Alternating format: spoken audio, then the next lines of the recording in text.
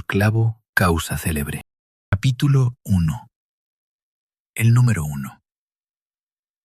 Lo que más ardientemente desea todo el que pone el pie en el estribo de una diligencia para emprender un largo viaje es que los compañeros de departamento que le toquen en suerte sean de amena conversación y tengan sus mismos gustos, sus mismos vicios, pocas impertinencias, buena educación y una franqueza que no raye en familiaridad, porque, como ya han dicho y demostrado Larra, Koch, Soulier y otros escritores de costumbres, es asunto muy serio esa improvisada e íntima reunión de dos o más personas que nunca se han visto, ni quizá han de volver a verse sobre la tierra, y destinadas, sin embargo, por un capricho del azar, a codearse 2 o 3 días, a almorzar, comer y cenar juntas, a dormir una encima de otra, a manifestarse, en fin,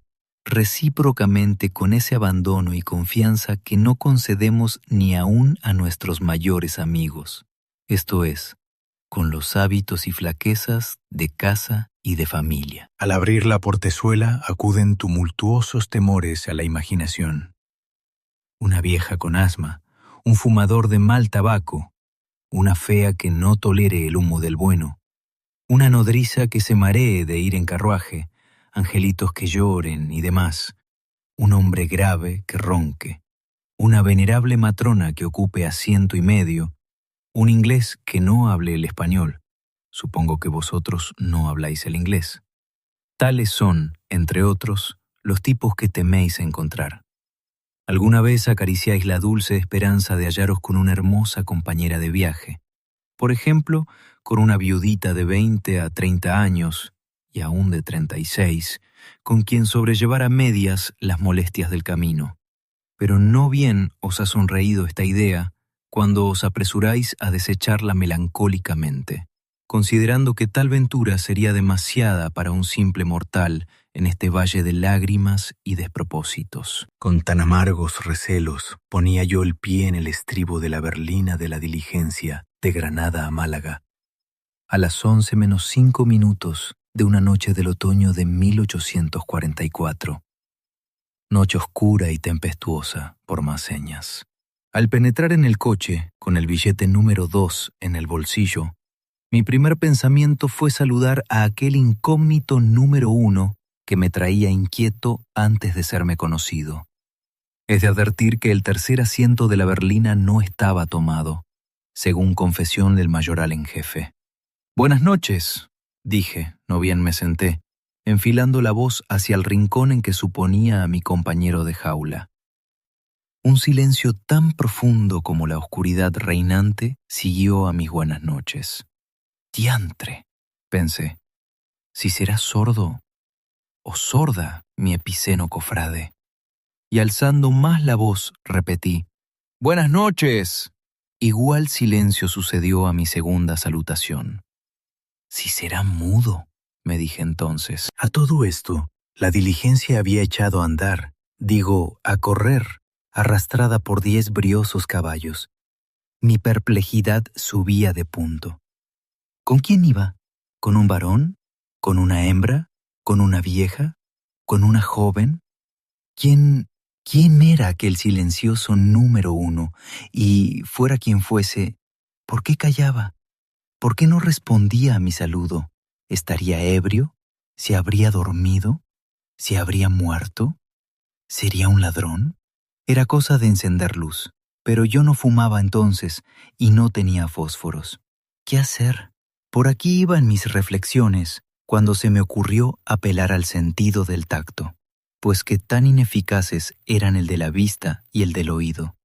Con más tiento, pues, que emplea un pobre diablo para robarnos el pañuelo en la Puerta del Sol, extendí la mano derecha hacia aquel ángulo del coche. Mi dorado deseo era tropezar con una falda de seda o de lana y aún de percal. Avancé, pues, nada. Avancé más. Extendí todo el brazo. Nada. Avancé de nuevo. Palpé con entera resolución en un lado, en otro, en los 4 rincones, debajo de los asientos, en las correas del techo. Nada. Nada. En este momento brilló un relámpago.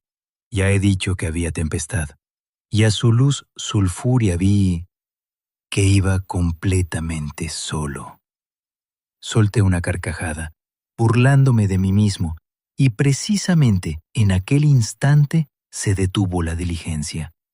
Estábamos en el primer relevo. Ya me disponía a preguntarle al mayoral por el viajero que faltaba, cuando se abrió la portezuela y, a la luz de un farol que llevaba el zagal, me pareció un sueño lo que vi. Vi poner el pie en el estribo de la berlina de mi departamento a una hermosísima mujer, joven, elegante, pálida, sola, vestida de luto. Era el número 1. Era mi antes epiceno compañero de viaje. Era la viuda de mis esperanzas. Era la realización del sueño que apenas había osado concebir. Era el non plus ultra de mis ilusiones de viajero. Era ella. Quiero decir, había de ser ella con el tiempo. Capítulo 2. Escaramuzas. Luego que hube dado la mano a la desconocida para ayudarla a subir y que ella tomó asiento a mi lado, murmurando un «gracias, buenas noches», que me llegó al corazón, ocurrióseme esta idea tristísima y desgarradora. De aquí a Málaga solo hay 18 leguas, que no fuéramos a la península de Kamchatka. Entretanto, se cerró la portezuela y quedamos a oscuras. Esto significaba no verla. Yo pedía relámpagos al cielo, como el Alfonso Muño de la señora Avellaneda cuando dice «Horrible tempestad, mandame un rayo». Pero, oh dolor, la tormenta se retiraba ya hacia el mediodía. Y no era lo peor no verla, sino que el aire severo y triste de la gentil señora me había impuesto de tal modo que no me atrevía a cosa ninguna. Sin embargo, pasados algunos minutos, le hice aquellas primeras preguntas y observaciones de cajón que establecen poco a poco cierta intimidad entre los viajeros. ¿Va usted bien? ¿Se dirige usted a Málaga? ¿Y ha gustado a usted la Alhambra? ¿Viene usted de Granada? Está la noche húmeda. A lo que respondió ella: «Gracias. Sí». «No, señor». «Oh». «Psh». Seguramente mi compañera de viaje tenía poca gana de conversación. Dedíqueme, pues, a coordinar mejores preguntas, y viendo que no se me ocurrían, me puse a reflexionar. ¿Por qué había subido aquella mujer en el primer relevo de Tiro y no desde Granada? ¿Por qué iba sola? ¿Era casada? ¿Era viuda? ¿Era...? ¿Y su tristeza? ¿Cuá de causa? ¿Cuá de causa? Sin ser indiscreto, no podía hallar la solución de estas cuestiones, y la viajera me gustaba demasiado para que yo corriese el riesgo de parecerle un hombre vulgar dirigiéndole necias preguntas. ¿Cómo deseaba que amaneciera? De día se habla con justificada libertad, mientras que la conversación a oscuras tiene algo de tacto, va derecha al bulto, es un abuso de confianza. La desconocida no durmió en toda la noche, según deduje de su respiración y de los suspiros que lanzaba de cuando en cuando. Creo inútil decir que yo tampoco pude coger el sueño. ¿Está usted indispuesta?, le pregunté una de las veces que se quejó. No, señor, gracias. Ruego a usted que se duerma descuidado, respondió con seria afabilidad. ¿Dormirme?, exclamé. Luego añadí: creí que padecía usted. Oh, no, no padezco, murmuró blandamente, pero con un acento en que llegué a percibir cierta amargura. El resto de la noche no dio de sí más que breves diálogos como el anterior. Amaneció, al fin. Qué hermosa era. Pero qué sello de dolor sobre su frente, qué lúgubre oscuridad en sus bellos ojos, qué trágica expresión en todo su semblante. Algo muy triste había en el fondo de su alma. Y sin embargo, no era una de aquellas mujeres excepcionales, extravagantes, de corte romántico, que viven fuera del mundo devorando algún pesar o representando alguna tragedia.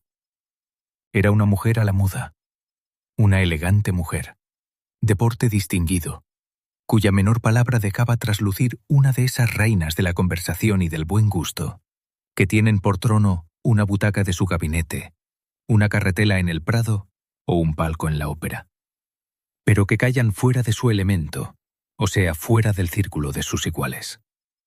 Con la llegada del día se alegró algo la encantadora viajera, y ya consistiese en que mi circunspección de toda la noche y la gravedad de mi fisonomía le inspirasen buena idea de mi persona, ya en que quisiera recompensar al hombre a quien no había dejado dormir.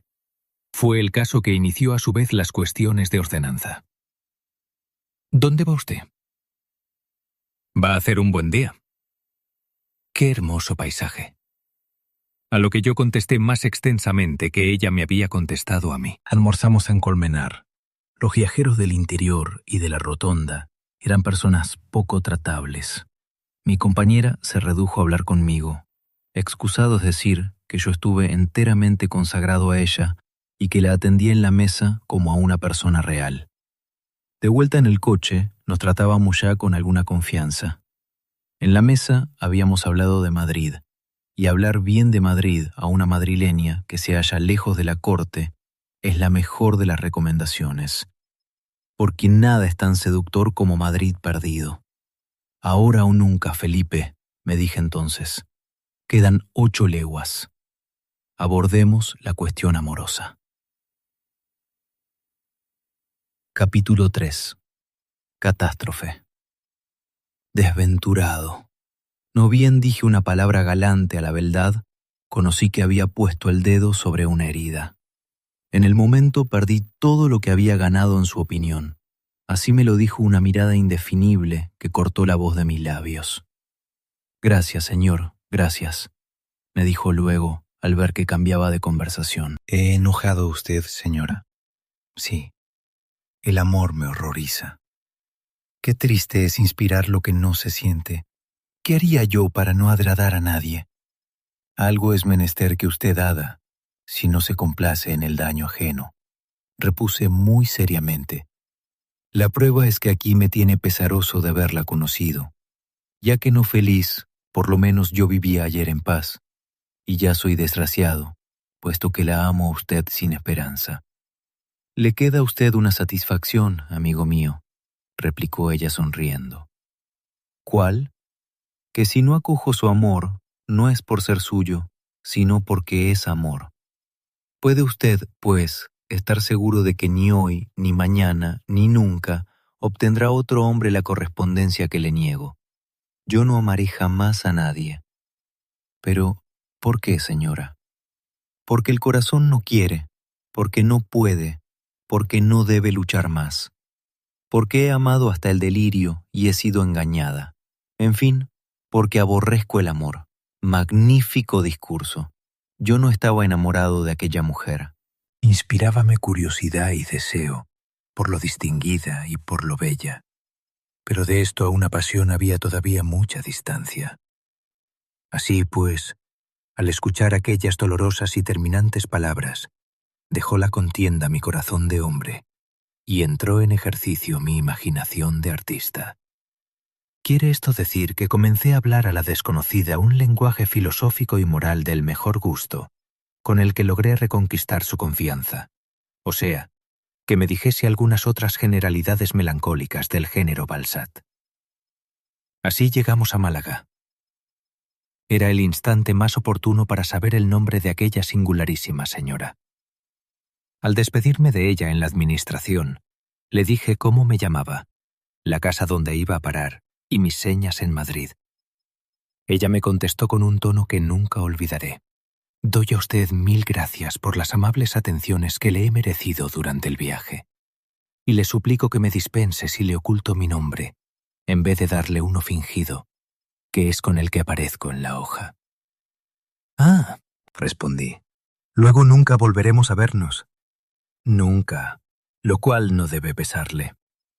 Dicho esto, la joven sonrió sin alegría, tendióme una mano con exquisita gracia y murmuró: «Pide usted a Dios por mí».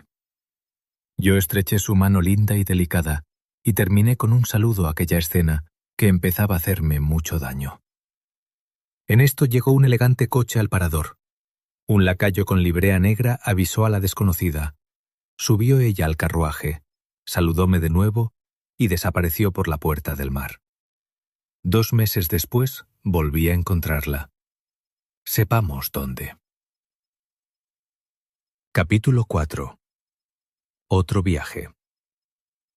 A las 2 de la tarde del 1 de noviembre de aquel mismo año caminaba yo sobre un mal rocín de alquiler por el arrecife que conduce a Villa Importante y cabeza de partido de la provincia de Córdoba. Mi criado y el equipaje iban en otro rocín mucho peor. Dirigíame con objeto de arrendar unas tierras y permanecer 3 o 4 semanas en casa del juez de primera instancia, íntimo amigo mío, a quien conocí en la Universidad de Granada cuando ambos estudiábamos jurisprudencia, y donde simpatizamos, contrajimos estrecha amistad y fuimos inseparables. Después no nos habíamos visto en 7 años. Según iba aproximándome a la población término de mi viaje, llegaba más distintamente a mis oídos el melancólico clamoreo de muchas campanas que tocaban a muerto. Maldita la gracia que me hizo tan lúgubre coincidencia. Sin embargo, aquel doble no tenía nada de casual, y yo debí contar con él, en atención a ser víspera del Día de Difuntos. Llegué con todo muy de mal humor a los brazos de mi amigo, que me aguardaba en las afueras del pueblo. Él advirtió al momento mi preocupación, y después de los primeros saludos: «¿Qué tienes?», me dijo, dándome el brazo, en tanto que sus criados y el mío se alejaban con las cabalgaduras. «Hombre, seré franco», le contesté. «Nunca he merecido, ni pienso merecer, que me eleven arcos de triunfo. Nunca he experimentado ese inmenso júbilo que llenará el corazón de un grande hombre en el momento que un pueblo alborozado sale a recibirlo, mientras que las campanas repican a vuelo.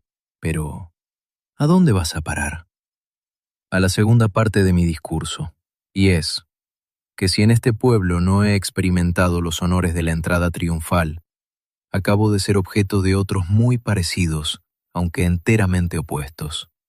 Confiesa, oh juez de palo, que esos clamores funerales que solemnizan mi entrada hubieran contristado al hombre más jovial del universo.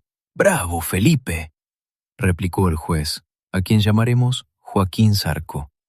«Vienes muy a mi gusto.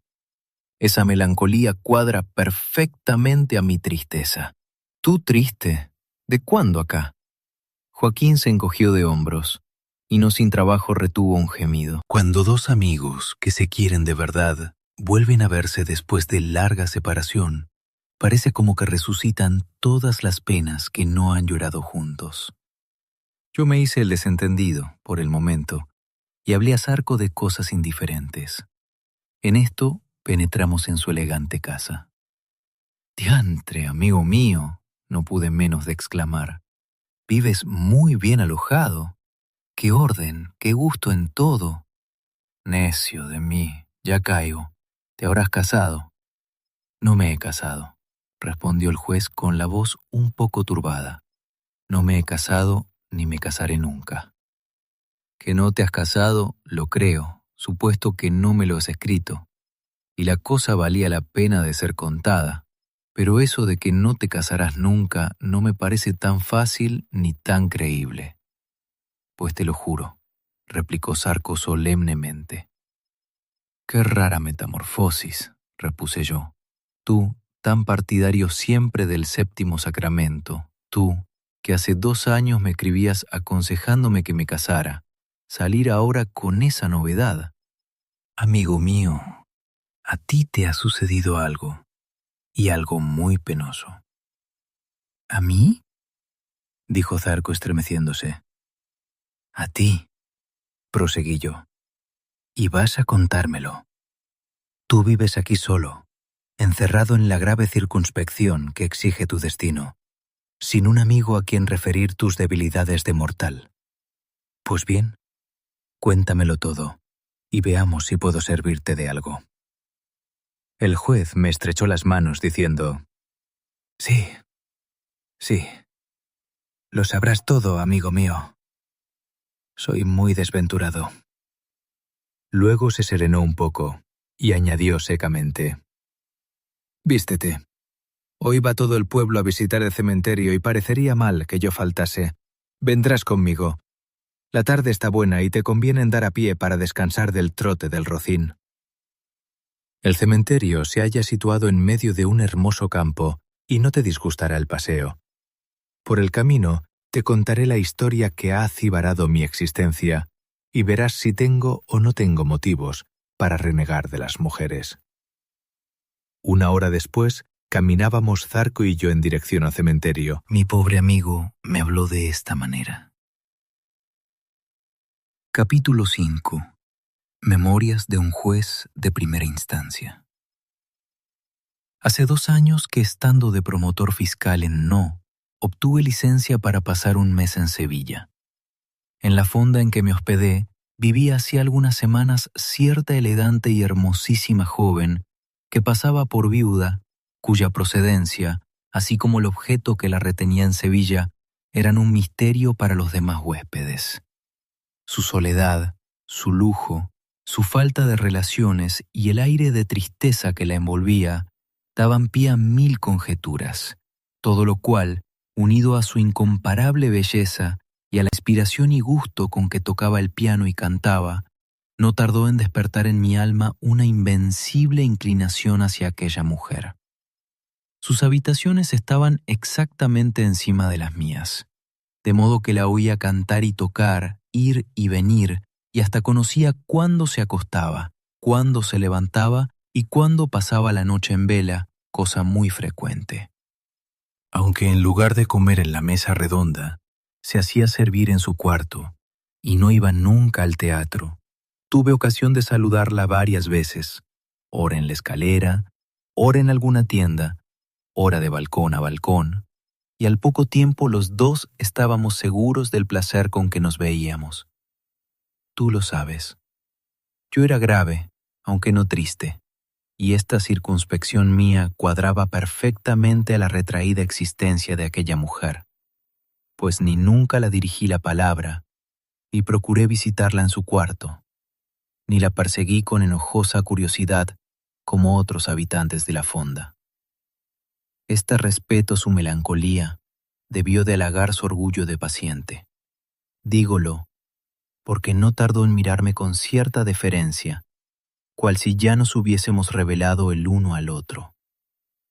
15 días habían transcurrido de esta manera, cuando la fatalidad, nada más que la fatalidad, me introdujo una noche en el cuarto de la desconocida. Como nuestras habitaciones ocupaban idéntica situación en el edificio, salvo el estar en pisos diferentes, eran sus entradas iguales.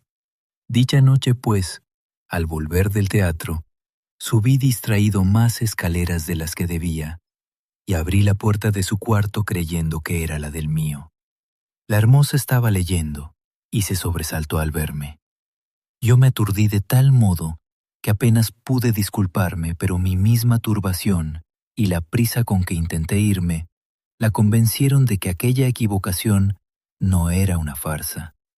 Retúvome, pues, con exquisita amabilidad para demostrarme, dijo, que creía en mi buena fe y que no estaba incomodada conmigo, acabando por suplicarme que me equivocara otra vez deliberadamente, pues no podía tolerar que una persona de mis condiciones de carácter pasase las noches en el balcón, oyéndola cantar, como ella me había visto, cuando su pobre habilidad se honraría con que yo le prestase atención más de cerca. A pesar de todo, creí de mi deber no tomar asiento en aquella noche, y salí. Pasaron 3 días, durante los cuales tampoco me atreví a aprovechar el amable ofrecimiento de la bella cantora, aun a riesgo de pasar por descortés a sus ojos. Y era que estaba perdidamente enamorado de ella, era que conocía que en unos amores con aquella mujer no podía haber término medio, sino delirio de dolor o delirio de ventura. Era que le temía, en fin, a la atmósfera de tristeza que la rodeaba. Sin embargo, después de aquellos 3 días subí al piso segundo. Permanecí allí toda la velada. La joven me dijo llamarse Blanca y ser madrileña y viuda.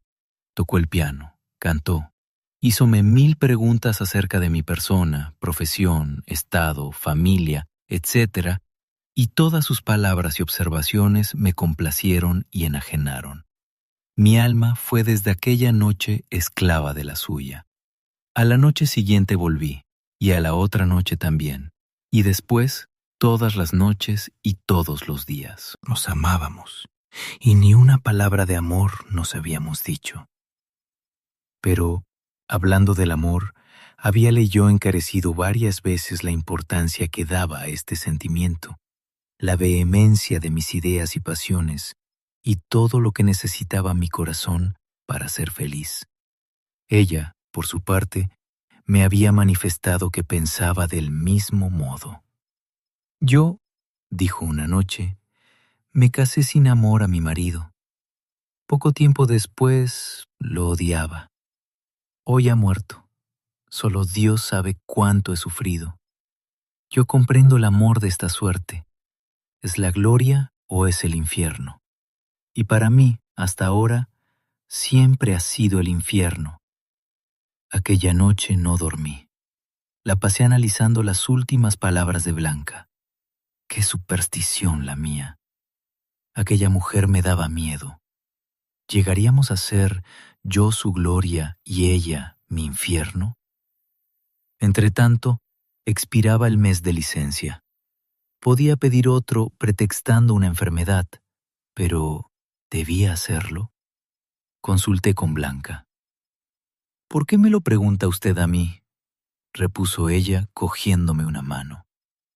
Más claro, Blanca, respondí. Yo la amo a usted. ¿Hago mal en amarla? No, respondió Blanca palideciendo, y sus ojos negros dejaron escapar 2 torrentes de luz y de voluptuosidad. Pedí, pues, 2 meses de licencia. Me los concedieron, gracias a ti. Nunca me hubieras hecho aquel favor. Mis relaciones con Blanca no fueron amor, fueron delirio, locura, fanatismo. Lejos de atemperarse mi frenesí con la posesión de aquella mujer extraordinaria, se exacerbó más y más.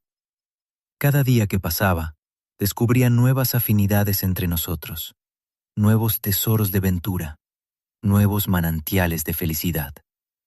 Pero en mi alma como en la suya, brotaban al propio tiempo misteriosos temores. Temíamos perdernos. Esta era la fórmula de nuestra inquietud. Los amores vulgares necesitan el miedo para alimentarse, para no decaer. Por eso se ha dicho que toda relación ilegítima es más vehemente que el matrimonio. Pero un amor como el nuestro hallaba recónditos pesares en su precario porvenir, en su inestabilidad, en su carencia de lazos indisolubles. Blanca me decía, nunca esperé ser amada por un hombre como tú, y, después de ti, no veo amor ni dicha posibles para mi corazón. Joaquín, un amor como el tuyo era la necesidad de mi vida. Moría ya sin él. Sin él, moriría mañana. Dime que nunca me olvidarás. Casémonos, Blanca, respondía yo, y Blanca inclinaba la cabeza con angustia. Sí, casémonos, volvía yo a decir sin comprender aquella muda desesperación. ¿Cuánto me amas?, replicaba ella. Otro hombre en tu lugar rechazaría esa idea si yo se la propusiese. Tú, por el contrario. Yo, Blanca, estoy orgulloso de ti. Quiero ostentarte a los ojos del mundo. Quiero perder toda zozobra acerca del tiempo que vendrá. Quiero saber que eres mía para siempre. Además, tú conoces mi carácter. Sabes que nunca transijo en materias de honra. Pues bien, la sociedad en que vivimos llama crimen a nuestra dicha. ¿Por qué no hemos de rendirnos al pie del altar? Te quiero pura, te quiero noble, te quiero santa. Te amaré entonces más que hoy.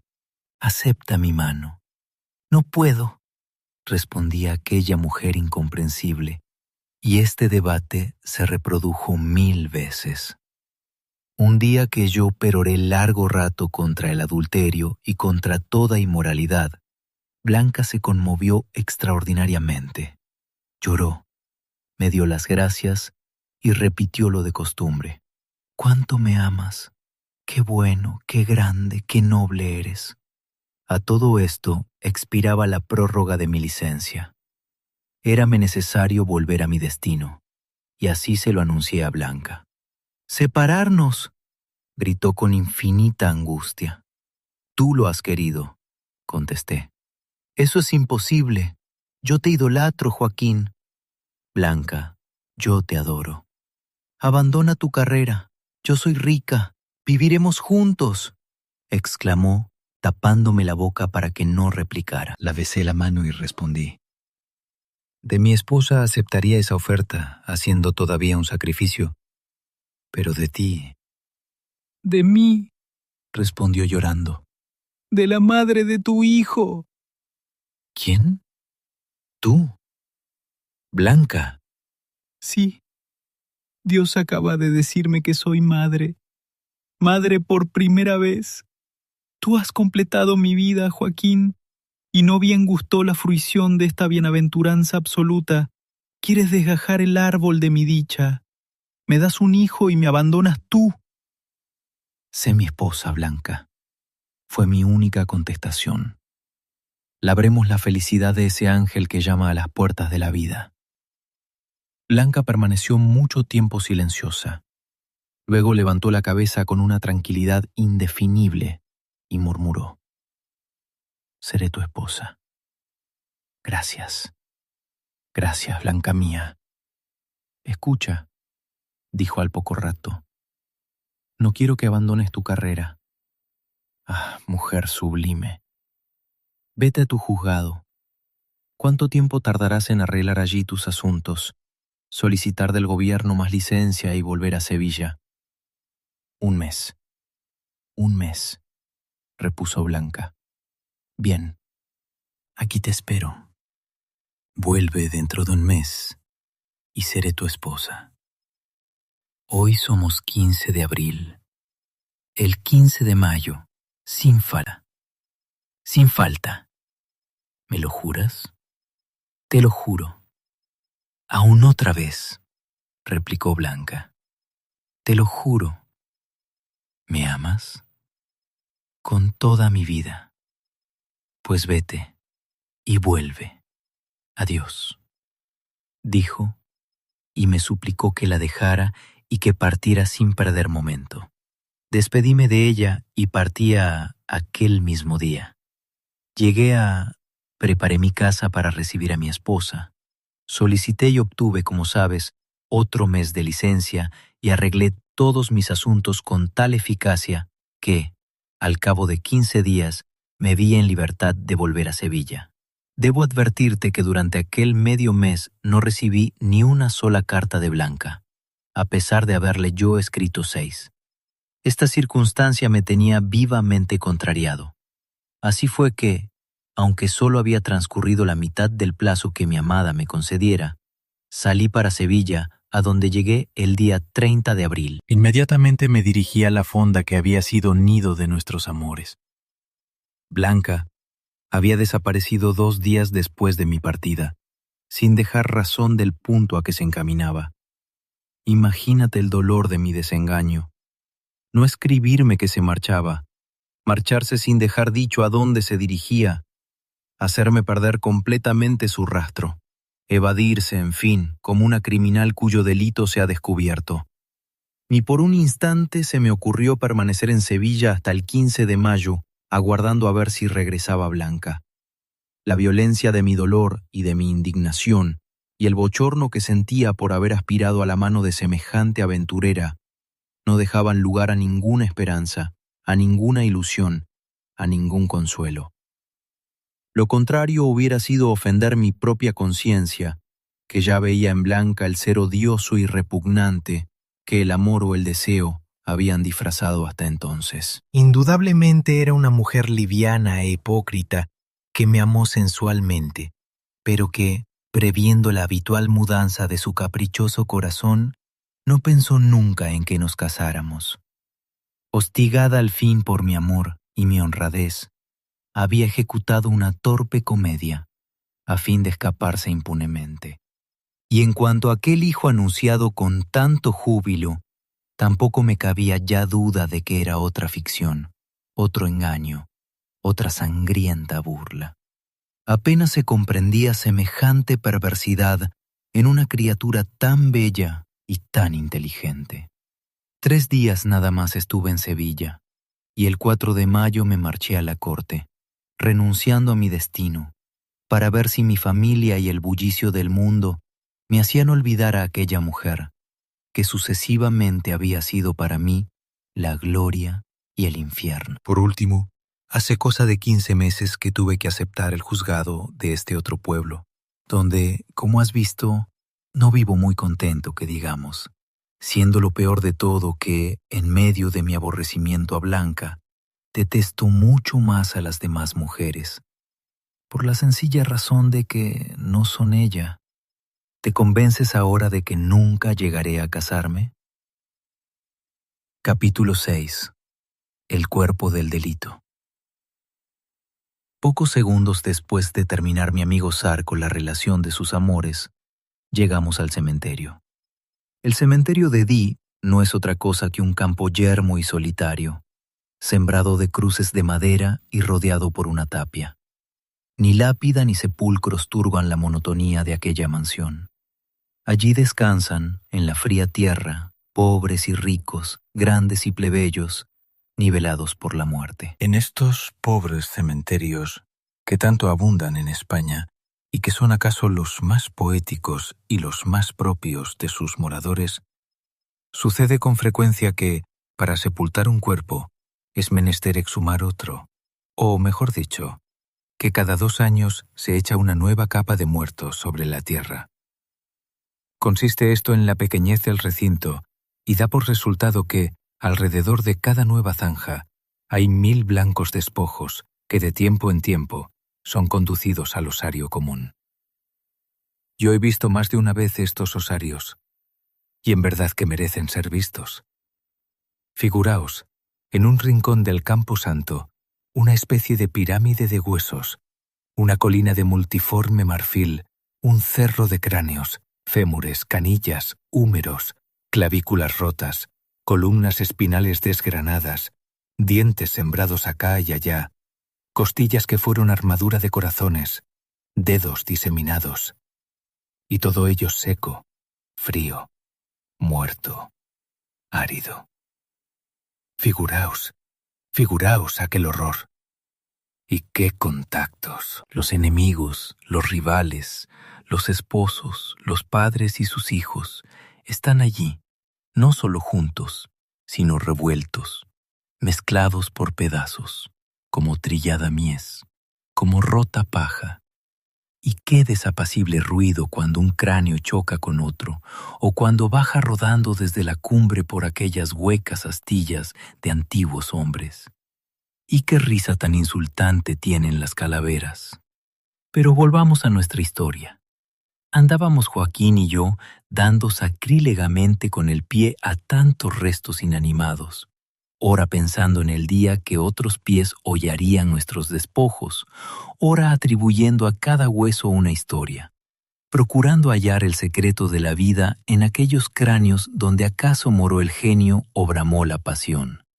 Y ya vacíos como celda de difunto fraile, o adivinando otras veces, por la configuración, por la dureza y por la dentadura, si tal calavera perteneció a una mujer, a un niño o a un anciano. Cuando las miradas del juez quedaron fijas en uno de aquellos globos de marfil. «¿Qué es esto?», exclamó retrocediendo un poco. «¿Qué es esto, amigo mío? ¿No es un clavo?». Y así hablando daba vueltas con el bastón a un cráneo, bastante fresco todavía, que conservaba algunos espesos mechones de pelo negro. Miré, y quedé tan asombrado como mi amigo. Aquella calavera estaba atravesada por un clavo de hierro. La chata cabeza de este clavo asomaba por la parte superior del hueso coronal, mientras que la punta salía por el que fue cielo de la boca. ¿Qué podía significar aquello? De la extrañeza pasamos a las conjeturas, y de las conjeturas al horror. «Reconozco la providencia», exclamó finalmente Zarco. «He aquí un espantoso crimen que iba a quedar impune y que se delata por sí mismo a la justicia.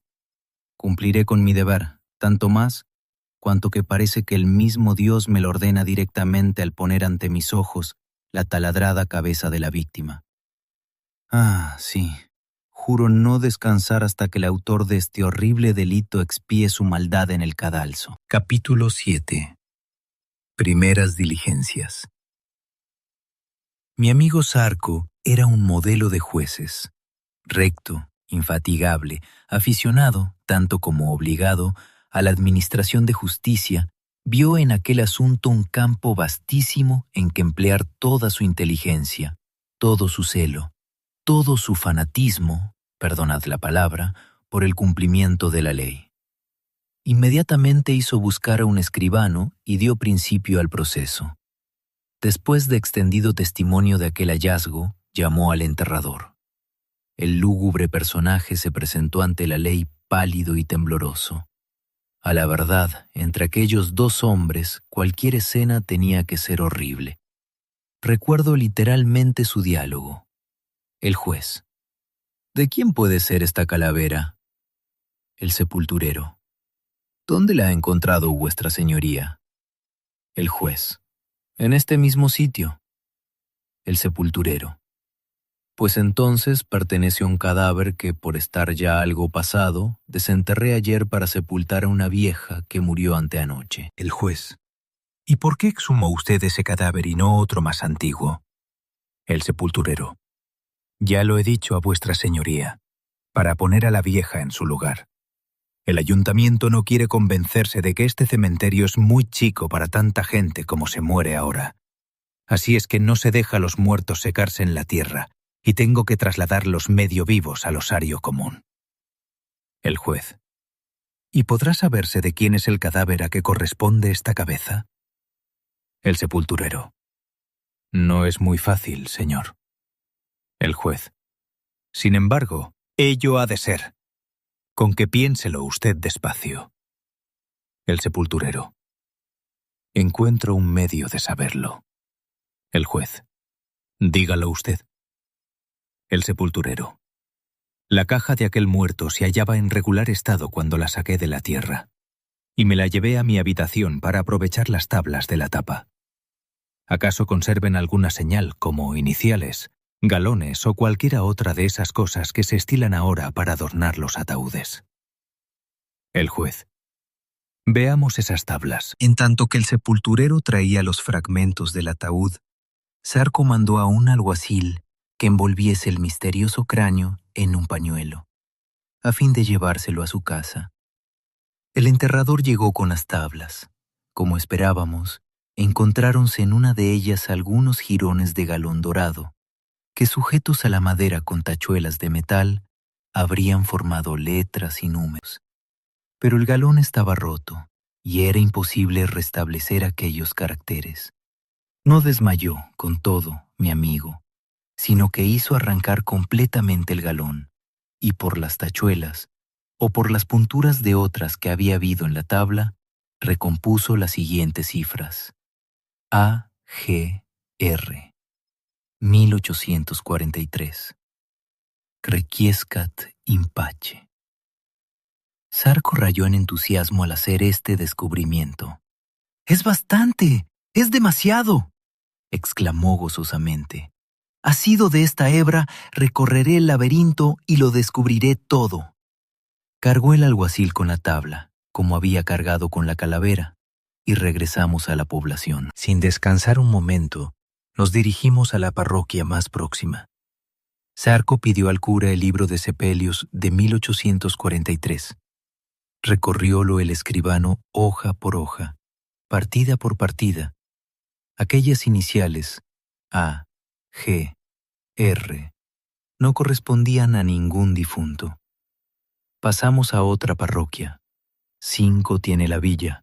A la cuarta que visitamos, halló el escribano esta partida de sepelio.